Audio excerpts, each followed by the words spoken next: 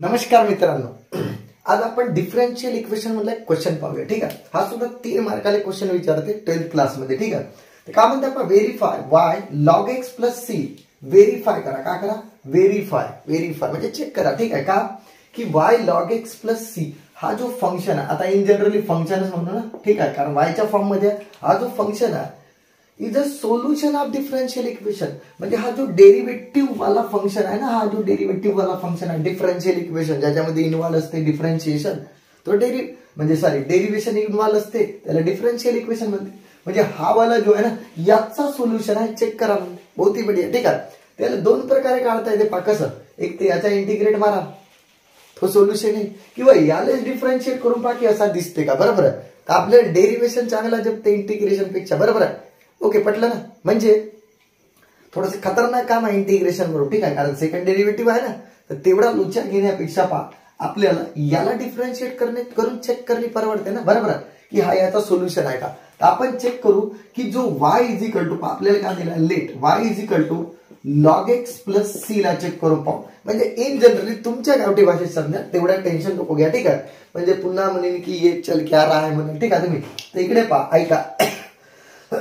जास्त दिमाग न लावता मी एका भाषेत तुमच्या भाषेत सांगता की याला जर डिफरन्शिएट केलं, डेरिव्हेटिव्ह केलं, तर आन्सर एवढा येते का चेक करून पहा. आणि जर आला, समजलं ना, याला डिफरन्शिएट केलं तर हा वाला आन्सर येते का पहा. आणि आन्सर आला तर दुनियाला सांगत बसा की हाच मी त्याचा सोल्युशन. समजताय ना.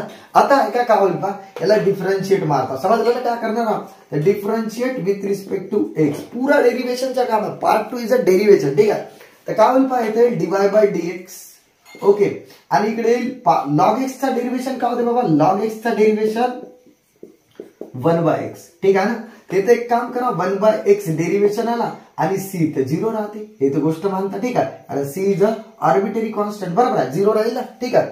आता एक काम करू, इकडे पहा, हा एक्स डिवाय बाय डीएक्स आणि इज इक्वल टू 1. हा 0 कुठे गेला, कारण दिस प्लस 0 म्हणजे दिस ना. ठीक आहे. या 0चा कोणता काम आहे. ठीक आहे. आता एक काम करा, याचं सोल्युशन आहे का. पण एक गोष्ट तुम्हाला दिसत असेल की सर इथं सेकंड ऑर्डर डेरिव्हेटिव्ह आहे, म्हणजे एकच वेळा डिफरन्शिएट केलं चालत नाही, दुसरी वेळी करावं लागतं. कसं माहिती होता, इथंच आहे सोल्युशन मध्ये. ठीक आहे. याला डिफरन्शिएट करता पहा, अगेन डिफरन्शिएट. ठीक आहे.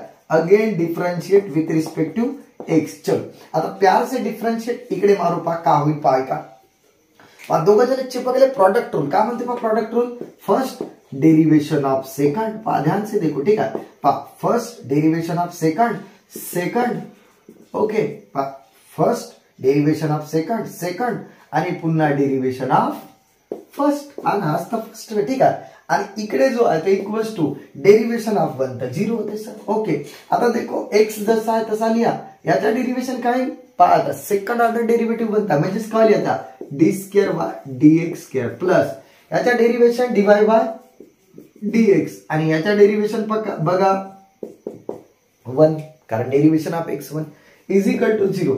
आता काय पहा, एक्स डी स्क्वेअर वाय आणि dx square plus dy by dx. Okay, कारण 1 इंटू ते तेच राहते ना, आणि इज इक्वल टू 0. टाच मारा बरं, असं दिसताय का. अरे हो सर आला. ठीक आहे. म्हणजे डंके की चोट पर इथं लिहायचं मग. ठीक आहे. असं डंके की चोट पर नको लिहा. ठीक आहे. मॅथमॅटिकली लिहा. का म्हणे, therefore y is equal to log x plus c is a solution of given dE. जो डिफरन्शियल इक्वेशन दिला त्याचा तो काय सोल्युशन आहे. खतम, विषय क्लोज. ठीक आहे. बाकी आपण ब्रेक के बाद पाहू. ठीक आहे मित्रांनो.